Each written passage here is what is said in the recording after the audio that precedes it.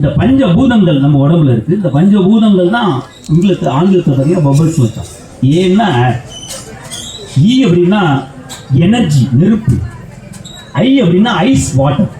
Ice water, வெப்பம் இல்லைன்னா water வந்து ஐஸா இருக்கும். ஏஇஐ, ஓ ஃபார் ஓசோன், ஆகாயம். ஏஇஐஓ, யூ ஃபார் யூனிவர்ஸ், மண்.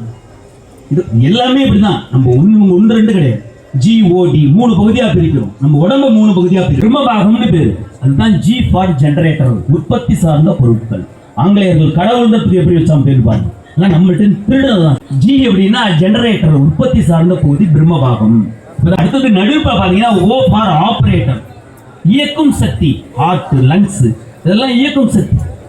கழுத்துக்கு மேல பாத்தீங்கன்னா டிசைடிங் ஃபேக்டர்ஸ், முடிவு செய்யக்கூடிய சக்தி. புத்தி சாரதி ரூபேன்னு, புத்தி தான் சொல்லுது யாகசாலைக்கு போகலாமா இல்ல சீரியல் பார்க்கலாமா. இல்லையா, 2 ஆப்ஷன் இருக்கு. இங்க இருக்குன்னா இங்க இருக்கு மூளை. அதுதான் ஆகாச சக்தி. D for decider. ஜிஓடினா ஜெனரேட்டர், பிரம்மபாகம். விஷ்ணுபாகம் ஆபரேட்டர், டிசைடிங் ஃபேக்டர். எல்லாமே ஒருத்தர் தான், எல்லாமே சொல்லணும். 100